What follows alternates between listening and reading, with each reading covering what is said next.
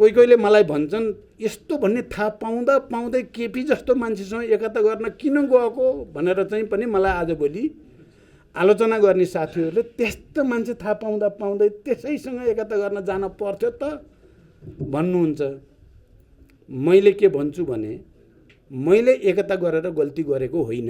मैले त कम्युनिस्ट आन्दोलनलाई एकताबद्ध गर्न खोजेको हो र समाजवादको निम्ति एउटा विशाल अभियान लैजान सोचेको हो। मैले त संविधान संशोधन गर्दै जान 2/3 मेजोरिटी चाहिन्छ त्यसको निम्ति गर्न खोजेको हो र मैले फेरि आत्मसमर्पण गरेर एकता गरेको पनि होइन। आलो पालो अध्यक्षता भनिएकै थियो, आलो पालो सरकार भनिएकै थियो।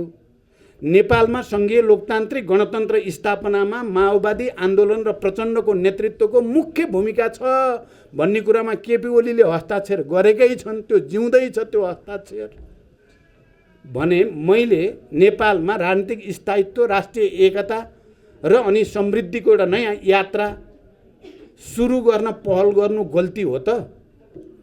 अब पछि केपीले जब जालझेल गर्न थाले, षड्यन्त्र गर्न थाले, अब पार्टी भित्रै चाहिँ विधि पद्धतिको चाहिँ निर्ममतापूर्वक हत्या गर्न थालेपछि विद्रोहको झन्डा कसले उठायो? म तपाईहरुलाई गहिरो गरी यो प्रश्नलाई विचार गर्नुहोस् भन्न चाहन्छु।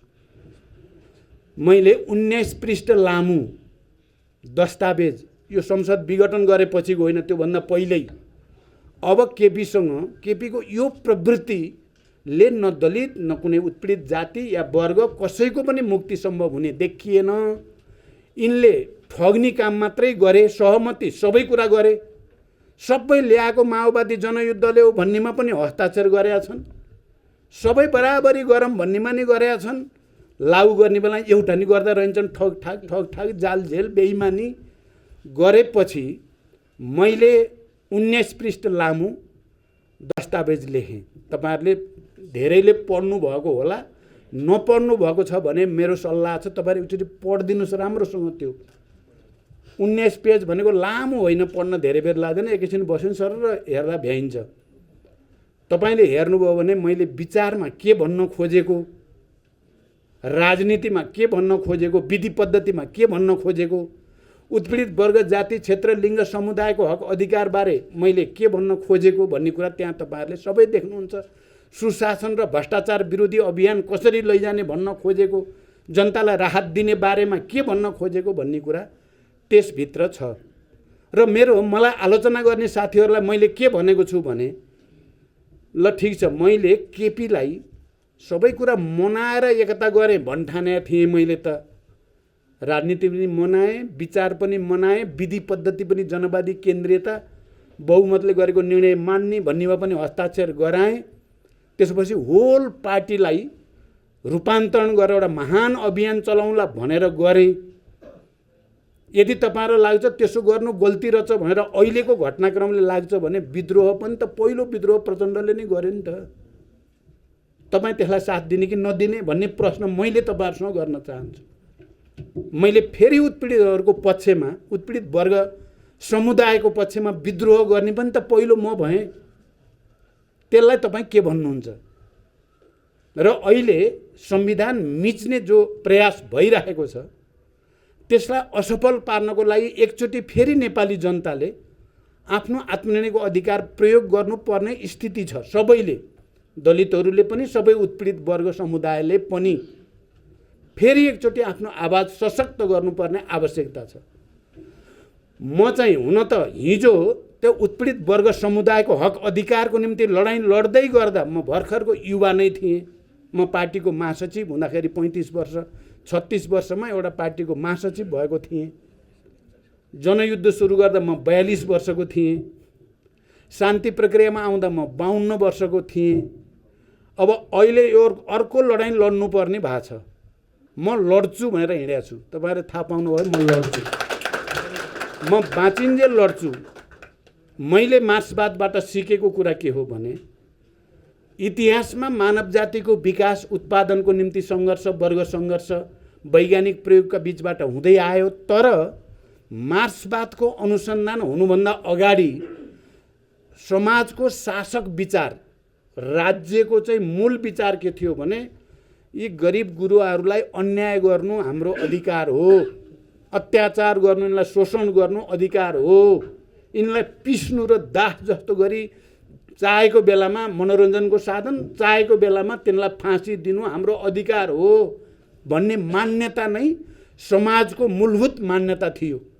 तर मार्क्स एङ्गेल्सले इतिहासको अध्ययनपछि र त्यति बेलाको समकालीन युरोपको आन्दोलन, मजदुर आन्दोलन र वर्ग सङ्घर्षको अध्ययनबाट उहाँहरूले पहिलोचोटि के भन्नुभयो भने विद्रोह अधिकार हो, अन्यायका विरुद्ध, विभेदका विरुद्ध, त्यो माथि शासनमा बसेर श्रमजीवीहरूलाई ठग्नेहरूका विरुद्ध विद्रोह गर्नु अधिकार हो भन्ने पहिलोचोटि त्यो मान्यता स्थापित भयो। त्यहाँदेखि यहाँसम्मको कुरालाई मैले के भन्न चाहन्छु भने प्रतिक्रियावादी, प्रतिक्रान्तिकारी, दक्षिणपन्थी यी सबै तत्त्वहरूको काम के हो त, नियम के हो भने उनीहरूले गडबड गरिराख्छन्, जनताका विरुद्ध दमन गर्छन्, अत्याचार गर्छन्, सफल हुँदैनन्, फेरि दमन गर्छन्, अत्याचार गर्छन्, सफल हुँदैनन्। जबसम्म ती ध्वस्त हुँदैनन् तिनले गडबड गर्न छोड्दैनन्, तिनले जनतालाई सताउन छोड्दैनन्। त्यो उनीहरूको नियम हो अरे के। जनताको नियम के हो भने आन्दोलन गर्नु, भने जस्तो गरी सफल नहुनु, फेरि आन्दोलन गर्नु, फेरि भने जस्तो गरी चाहिँ नहुनु, केही पाए पनि पुरै नपाउनु, आन्दोलन गरिराख्नु जबसम्म पूर्ण अधिकार र मुक्ति प्राप्त हुँदैन, आन्दोलन गरिराख्नु जनताको नियम हो। त्यसकारण हामी पनि के चाहन्छौँ भने हामी सबै पनि जो राज्यद्वारा या नेतृत्वद्वारा, राज्यको नेतृत्वद्वारा या त्यो वर्ग समुदायद्वारा ठगिएका, विभेदमा पारिएका हामी छौँ। हामी आन्दोलन गरिराख्ने, पूर्ण रूपले सफल नहुँदासम्म आन्दोलन गरिराख्ने। मैले जो बिडा उठाएको थिएँ, मैले भने 42 सालको उमेरदेखि सबै उत्पीडित वर्ग समुदायको उन्मुक्तिको निम्ति, उनीहरूको अधिकार र पहिचानको निम्ति र नयाँ राष्ट्रिय एकता भन्ने गरेको थिएँ मैले। नयाँ राष्ट्रिय एकता, सबैको प्रतिनिधित्व, सबैको आत्मसम्मान, सबैलाई सामाजिक न्याय सहितको समृद्धिको फल पाउने गरीको राष्ट्रिय एकता भनेको हो। त्यो सपना पुरा भएको छैन। केही भयो, संविधान सभा, सङ्घीय लोकतान्त्रिक गणतन्त्र मार्फत केही भयो, तर जति हुनुपर्ने भएन। नभएको हुनाले त्यो नचाहनेहरू त्यसलाई भएकोलाई पनि उल्ट्याउन चाहेका छन्। हामी भएको भन्दा बढी लिन चाहेका छौँ। अहिले लडाइँ त्यही हो। त्यसकारण यो लडाइँ मैले त भन्छु म अन्तिम समयसम्म लडिराख्छु। षड्यन्त्र धेरै छन्, मैले अझ धेरै भाषामा अहिले भनिहालेको छैन। म अहिले धेरै भनेर फेरि वातावरणलाई अलि चाहिँ सहज बनाउने सम्भावनालाई म नजरअन्दाज गर्न पनि चाहन्न। तर षड्यन्त्र ठुलो छ। दलितहरूका विरुद्ध, श्रमिकहरूका विरुद्ध, आदिवासी, मधेसी सबै समुदायका विरुद्ध निकै ठुलो षड्यन्त्र हुँदैछ। त्यसको केन्द्रित अभिव्यक्ति संविधानलाई मार्ने, संविधानलाई क्रियाशील हुन नदिने, संविधानलाई कार्यान्वयन हुन नदिने, भएका चाहिँ प्रोभिजनहरूलाई लागू गर्न नदिने। दलितहरूको बारेमा धेरै राम्रा कुरा पनि छन्, छैनन् भन्ने कुरा होइन। संविधानमा धेरै लडेर राखिया छ ती कुराहरू। त्यसलाई उल्ट्याउने कसरत भएको छ। अब म त बाँचिन्जेल लड्ने नै भएँ। अब मलाई विश्वास छ कहिलेकाहीँ के हुँदो रहेछ भने प्रतिक्रियावादीहरूले एउटा सोचेर गर्दा रहेछन्। उनीहरू त षड्यन्त्र सोचेका हुन्छन्, तर परिणाम चाहिँ त्यो जनताको पक्षमा भइ पनि दिँदो रहेछ क्या। मैले सधैँ भन्ने गरेको छु, तपाईँहरूले सुनि पनि सक्नु भएको छ। केपी ओलीजी मसँग बेसरी रिसाउनु भयो क्या। मैले केन्द्रीय समितिको बैठक राम्रोसँग चलाएँ भनेर रिसाउनु भयो र मेरो कुर्सी हटाइदिनु भयो क्या एकचोटि। मेरो कुर्सी हटाएर त मलाई लगेर त्यो सचिवालयका हामी 9 जना, 2टा अध्यक्ष एकातिर, 7 जना एकातिर बस्ने गरिन्थ्यो। उहाँ मसँग बेसरी रिसाएर यसलाई मैले भनेर पुरै माधवजीसँग त भन्नु नै भएछ, त्यसलाई मैले देखाइदिन्छु, त्यसलाई कुर्सी सुर्सी भाँटिदिन्छु भने त्यही हो। अनि उहाँले लहर उता हालिदिनु भयो। मैले भने केपीजीलाई धन्यवाद केपीजी, म तपाईँसँग बस्दा बडो अप्ठ्यारो लागिरहेको थियो, मलाई 7 जनासँग मिलाइदिनु भयो, ठुलो मोर्चा बन्यो उत्पीडितहरूको, अब मोर्चा कसेर लड्छु तपाईँसँग भनेको थिएँ। साँच्चै त्यस्तै भयो। तपाईँहरूले देख्नुभयो, माधवजी, झलनाथजी, हामी सबै उत्पीडितहरू एक ठाउँमा भइयो 2/3 बहुमत भइयो केन्द्रीय समितिमा, सचिवालयमा, स्थायी समितिमा र लडियो र चाहिँ अगाडि बढियो। तर त्यसलाई उहाँले अब राष्ट्रिय अन्तर्राष्ट्रिय के सेटिङ गर्नुभयो है, अब लम्पसार पर्नुभयो, के गर्नुभयो, तपाईँहरू पनि अध्ययन गर्नु होला। के गर्नुभयो र अहिले 2टा पार्टी भइयो। अनि मैले उहाँलाई फेरि पनि धन्यवाद भनेको छु क्या केपीजीलाई। किन त उहाँले हामी यतै सिंहदरबार वरिपरि बालुवाटार र वरिपरि घुम्नेवाला भइया थियो, उहाँले संसद विघटन गरिदिएर हामीलाई सडकमा पुर्याइदिनु भयो क्या। सडकमा पुर्याउने भनेको जनता भठा जाऊ भनेर भनिदिनु भयो क्या, तिमीहरू पनि अलिअलि बिग्रिया छौ बेकारमा भनेर हामीलाई फेरि दलिततिर, फेरि आदिवासी जनजातितिर, फेरि मजदुर किसानतिर, फेरि आम नेपाली जनताका बिचमा लगेर फालिदिनु भयो क्या। उहाँले त हामीलाई सिद्ध्याउन खोजे हो। तर परिस्थिति के भयो भने फेरि हामी आफूमा लागेको धुलो मैलो पनि टकटक्याउँदै, आफूमा अलिअलि फोहोर भएको छ भने नुहाई धुवाई गरेर फेरि जनताको मुद्दामा लडाइँ लड्ने ठाउँमा पुर्याइदिनु भयो। म त अहिले निकै शक्तिशाली भएको जस्तो लाग्छ क्या। पुस 5 गतेपछि त फेरि एकचोटि जनताको प्रतिनिधिको रूपमा लडाइँ लड्ने अवसर प्राप्त भयो। तपाईहरूले पनि यो विचारलाई, यो विषयलाई विचार गर्नुहोला। विशेषाधिकार कता कता हराए जस्तो के भयो भन्ठान्नु भएको छैन। अब विशेषाधिकार साँच्चै लागू हुने गरी लडाइँमा अगाडि बढिन्छ, यही विश्वास तपाईँहरूलाई दिलाउँदै र आज यो 56औं अन्तर्राष्ट्रिय रङ्गभेद जातिभेद उन्मूलन दिवसको उपलक्ष्यमा यही बधाई र शुभकामना तपाईँहरूसँग राख्दै बिदा हुन्छु। धन्यवाद। अहिबार हाम्रो गौरवशाली पार्टी नेपाल कम्युनिस्ट पार्टीमा तपाईहरूले गहिरो गरी विचार गर्नुभयो भने यो कुरा बेठिक भनेर चाहिँ बहस गर्ने ठाउँ हुन्छ भन्ने मलाई लागेको छैन। र यो किन पनि म भन्न चाहन्छु, आज जुन दिन यो हामी दिवस मनाउँदैछौँ, हामी कहाँ एउटा वर्ग, एउटा तबका हिजो राज्य सत्तामा कब्जा जमाएको समुदाय भनौँ, उनीहरूलाई यो संविधान घाँडो भएको छ। आज किन घाँडो भएको छ भने यसले दलितहरूलाई तलदेखि माथिसम्म प्रतिनिधित्व गराउने कुरा गरेको छ, जुन उनीहरूलाई मन परेकै छैन। त्यहाँ कोही दलित कुनै खास ठाउँमा नियुक्त हुन्छ भने उनीहरूको ध्यान त्यो दलितलाई हटाउनेमा बढी केन्द्रित छ। दलितलाई चाहिँ कुनै तरिकाले हटाइहाल्न पाए हुन्थ्यो। तिलक परियार एउटा प्रतीकात्मक उदाहरण मात्रै हो, त्यस्तो हजारौँ उदाहरण दिन सकिन्छ। तपाईहरू हेर्नु होला, संविधानमा आदिवासी जनजातिहरूलाई र अरू समुदायलाई पनि समावेशिता र समानुपातिकताको कुरा गरिएको हुनाले यो संविधान उनीहरूको लागि घाँडो भएको छ। हिजो गणतन्त्रवादी आन्दोलन अगाडि बढ्दै गर्दा गणतन्त्रको विरुद्धमा आवाज उठाउनेहरूको चाहिँ ध्याउन्न चाहिँ कसरी यो संविधानलाई निस्तेज पार्ने भन्नेमा नै छ। हिजो संविधान बनाउने प्रक्रिया अगाडि बढ्दै गर्दा समावेशिता र समानुपातिकताको कुराको विरोध गर्नेहरू अहिले सङ्घीयतालाई छिटोभन्दा छिटो खारेज गर्न चाहन्छन्।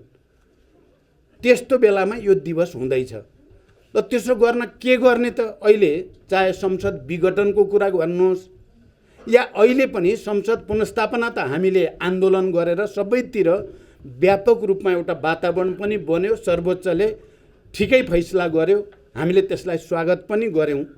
तर तपाईँ हेर्नुभयो भने गणतन्त्र विरोधीहरू, सङ्घीयता विरोधीहरू, समावेशिताका विरोधीहरू, दलित मुक्ति आन्दोलन र दलितहरूको हक अधिकारका विरोधीहरू अहिले पनि यो संविधानलाई फेरि पनि निचोर्ने, त्यसलाई च्यात्नेमै छन्।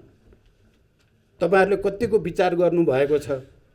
त्यसकारण अहिलेको आन्दोलन धेरै कुरा धेरैतिर दिमाग लग्यो भने दिमाग खराब हुन सक्छ। म के भन्छु भने यति बेला जे चलेको छ उनीहरूलाई के लागेको छ भने अब धेरै चाहिँ समय लिँदै जाँदा दलितहरू पनि थाकिसके। अब दलितहरू सशक्त रूपले सडकमा आउने स्थिति छैन। आदिवासी जनजातिहरू पनि थाकिसके, उनीहरू पनि सशक्त रूपले सडकमा आउने स्थिति छैन। महिलाहरू पनि विभिन्न ठाउँमा अलिअलि चाहिँ प्रतिनिधित्व भएकै छ, अब सङ्गठित र संस्थागत रूपमा सडकमा आउने स्थिति छैन। र मुख्य कुरा यी सबै उत्पीडित वर्ग, जाति, क्षेत्र, लिङ्ग, समुदायलाई बाँडी दिने, अधिकार दिने भनेको नेतृत्व, मुख्यतः तत्कालीन विद्रोहको नेतृत्व, जसले दलितहरूमा समानताको, आत्मसम्मानको र स्वतन्त्रताको, शासन सत्तामा प्रतिनिधित्वको एउटा अधिकार दिने एउटा महाअभियान सञ्चालन गर्यो। र युद्धको बेलामा सबभन्दा बढी सम्मानित कोही थियो भने दलितहरू नै। समाजको सबैभन्दा तल राखिएको श्रमिक वर्गको हैसियतले मैले त भने 21औं शताब्दीको आधुनिक सर्वहारा वर्ग नेपालमा को हो भन्यो भने दलित हो भनेर मैले त्यति बेला परिभाषित गरेको थिएँ। र उनीहरूको आन्दोलनको बलमा नै हाम्रो जनयुद्धले चाहिँ निरन्तरता पाउन सकेको हो भन्ने कुरा पनि मैले धेरै पटक भने पनि, र यहाँ आउने बित्तिकै सरकारमा लाँदा दलित समेतको प्रतिनिधित्वलाई सरकारमा लाने पहिलो कोसिस पनि मैले त्यहीँबाट गरेँ।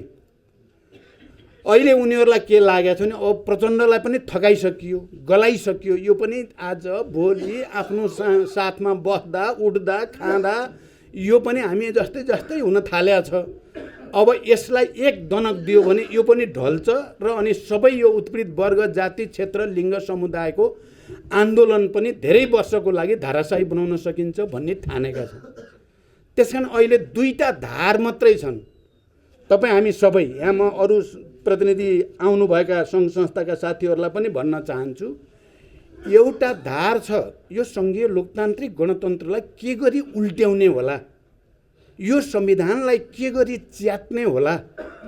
माओवादी आन्दोलनले पैदा गरेको संविधान सभा र समावेशी समानुपातिक मान्यतालाई के गरी निस्तेज पार्ने होला भनेर देशभित्रका हिजोका गणतन्त्र विरोधी सामन्तवादका दलालहरू, देशभित्रका र देश बाहिरका प्रतिक्रियावादीहरू पनि जसले यो संविधानलाई स्वीकार्न सकेका छैनन्, विचार गर्नुहोला।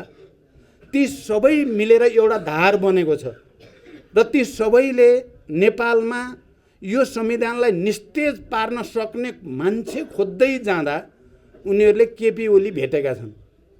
केपी ओली नै रहेछ यो संविधान पनि सिद्ध्याउन सक्ने, गणतन्त्र पनि सिद्ध्याउन सक्ने, सबै उत्पीडित वर्ग, जाति, क्षेत्र, लिङ्ग, समुदायलाई उनीहरूका हक अधिकारलाई सिद्ध्याउन सक्ने पहाडिया उच्च जातीय अहङ्कारवादको प्रतिनिधि र विदेशीको अगाडि राम्रै लम्पसार पर्न पनि सक्ने सजिलै 20औं-25औं वर्षदेखि विदेशीहरूले हुर्काएको पालित पोषित पनि को हो भनेर हेर्दै जाँदा सबैले विचार गर्नुहोला, सबैले केपी नै देखियो भनेका छन्। र अहिले केपीलाई प्रतिनिधिको रूपमा त्यो धारको प्रतिगामी, प्रतिक्रान्तिकारी, निरङ्कुश, लोकतन्त्र विरोधी, समावेशी समानुपातिक विरोधी सारमा सङ्घीय लोकतान्त्रिक गणतन्त्रलाई नाश गर्न सक्ने पात्रको रूपमा चाहिँ केपीजीलाई साथ लिएका छन्। उनीहरूले कति दिन लिन्छन् मलाई थाहा छैन, अहिले चाहिँ लिएकै छन्।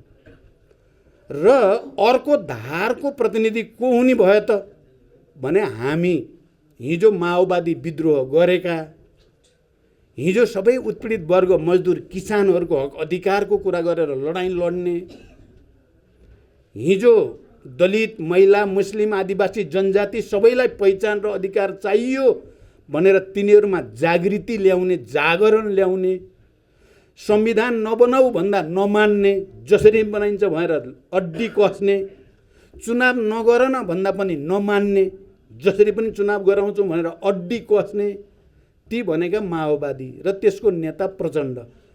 अर्को धार यतापट्टि भयो। तपाईहरुलाई मन कतिलाई पर्ला कतिलाई नमन पर्ला, आजको इतिहास यही हो, आजको नेपाली राजनीति यही हो। सबै देशलाई माया गर्ने, श्रमिक वर्ग समुदायलाई माया गर्नेहरू जति, उनीहरूको अधिकार र पहिचानको पक्षमा लड्ने जतिको एउटा धार बन्यो र अर्को धार त्यसको विरोधी बन्यो। हामी सबैले फैसला गर्नुपर्छ, सम्पूर्ण नेपाली जनताले नै फैसला गर्नुपर्ने फेरि बेला आएको छ। तपाईँ हामी कुन धारतिर उभिने हो? संविधानको रक्षाको धारतिर,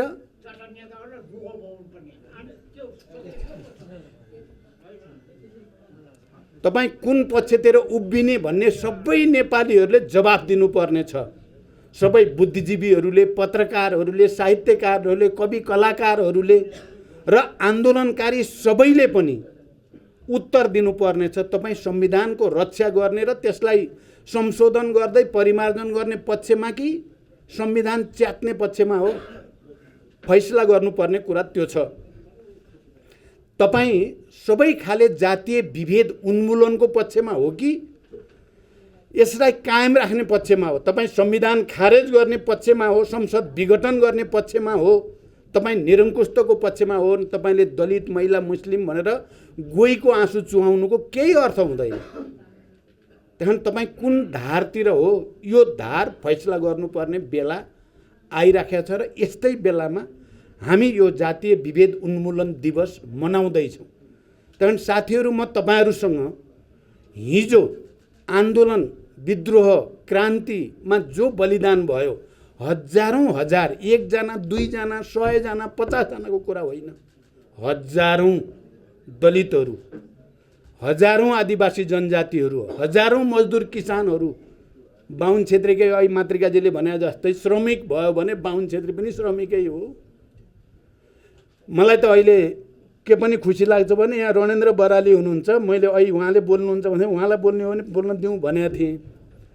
किनभने मलाई एउटा भावनात्मक अलिकति केही कुरा भन्न मन लाग्यो। म किन दलित र उत्पीडितहरूपरि यति धेरै संवेदनशील भएँ र मैले आफ्नो जात त्यागेको मान्छे हो म। वास्तवमा भन्ने हो भने प्रचण्ड भनेको जात होइन, जाति होइन, त्यो नेपालको सबै श्रमिक जनताको प्रतिनिधि नाम हो प्रचण्ड। प्रचण्डमा दलित पनि छ, आदिवासी छ, मधेसी छ, मुस्लिम छ, महिला छ, पूर्वेली छ, पश्चिमेली छ, सबै छ। त्यो सबै छ त्यसभित्र। मैले चाहिँ म 8 वर्षको उमेरमा पहाडबाट मधेस झरेको, भित्री मधेस चितवनमा। मेरो घरको सन्धियारा सँगै बच्चामा चाहिँ डन्डीबियो खेल्ने सबै साथीहरू दलित मात्रै थिए। उहाँलाई रणेन्द्रजीलाई थाहा छ, मेरो घरको ठ्याक्कै जोडिएको घर दलितको थियो र मैले कम्युनिस्ट शिक्षा पहिला सिकेको पनि दलितैबाट। मैले बच्चैमा दलितको घरमा गएर खाना खाने, बस्ने सबै गरेको त्यही सन्धियारेमा। अनि पार्टी सदस्यता दिएको पनि उहाँ रणेन्द्र हुनुहुन्छ। मलाई राति लिएर गएर 10-11 बजे राति, त्यति बेला पञ्चायतको काल थियो, 2028 साल रणेन्द्रले लिएर जानुभयो। मेरो छिमेकी, मैले त्यो बाहिर पनि बोलेको छु, धनबहादुर विश्वकर्मा, तिनी मेरो छिमेकी हुन्। तिनले र रणेन्द्रजीले लिएर जानुभयो अर्को एउटा पूर्णलाल विश्वकर्मा भन्नेको घरमा। त्यहाँ रूपलाल विश्वकर्मा नै आएको थियो। त्यति बेला पुष्पलाल समूह फुटेको थिएन, पुष्पलालमै हुनुहुन्थ्यो। मैले बुझेको नि म पुष्पलाल समूहमै चाहिँ प्रवेश गरेको बुझे हो मैले। तर सदस्यता लिएको रूपलाल विश्वकर्मा र रणेन्द्र बराली हो। 1 रुपियाँ मैले तिरेको छु त्यति बेला सदस्यता शुल्क। मैले यो कुरा कुनै मैले उसको लागि भने होइन, कसरी मेरो दलितप्रति एकदम अपनत्व, प्रेम, मित्रता, सहृदयता सजिलै ममा किन विकास भयो र जनयुद्धको बेलामा मैले दलितहरूलाई बढी सङ्गठित गर्ने, आन्दोलित गर्ने र उनीहरूको विद्रोहलाई चाहिँ प्रमोट गर्ने, जनसत्ताहरू बनाउँदा दलितहरूलाई नै सत्ता प्रमुख बनाउँदा आनन्द अनुभूति मैले किन गरेँ भन्दा मेरो बचपनदेखिको एउटा लगाव र कम्युनिस्ट आन्दोलनमा ल्याउन दलितहरूले मलाई गरेको सहयोग, योगदान, यो सबैको पनि भूमिका छ। तपाईँहरूलाई आज हुन त यो कुरा मैले धेरै भन्ने गर्दैन थिएँ, म आज भन्न मन लाग्यो, मैले भने। यो कारणले पनि चाहे त्यो एकदम विकट क्षेत्रका दलितहरूको विद्रोहको कुरा होस् या दलित महिलाहरूले गरेका ठुल्ठुला बलिदानका कीर्तिमानहरूका कुरा हुन् या त्यो भरि धेरै दलित नेताहरू, कार्यकर्ताहरू जन्माउने एउटा प्रक्रियाको कुरा होस्, त्यसको ऐतिहासिक सन्दर्भ छ। र यो दलितसँग मात्रै होइन, आम महिलाहरूसँग पनि, मधेसीहरूसँग पनि, आदिवासी जनजातिहरूसँग, मुस्लिमसँग, तपाईँ हेर्नुभयो भने शेर्पासँग या सबै थारूसँग मेरो सम्बन्ध त्यस्तै हुन गयो। मेरो सम्बन्ध त्यस्तै हुन गएर आज म कहाँ पाउँछु त भने सबैका अधिकार खोज्ने प्रक्रिया अगाडि बढेको छ। हाबी कस्ता मान्छे हुन आइपुगे भने गणतन्त्रको निम्ति आन्दोलन गर्न हुँदैन भन्ने मान्छे गर्दै जाँदा तिनै प्रधानमन्त्री हुन आइपुगे। यो जातीय विभेदको अन्त्य र पहिचानको लडाईँ लड्नुहुन्न भन्ने मान्छे नै आइपुगे। मैले सार्वजनिक रूपमा नै भनेको छु, आत्मसमीक्षा हामीले नै गर्नु पर्ला। कहाँ कहाँ त्रुटि भयो त हाम्रा पनि केही स्टेपमा त्रुटि भए होलान्। त्रुटि भए पनि मैले दस्तावेजमा पनि लेख्ने पनि गरेको छु। तर कुरा के चाहिँ हो त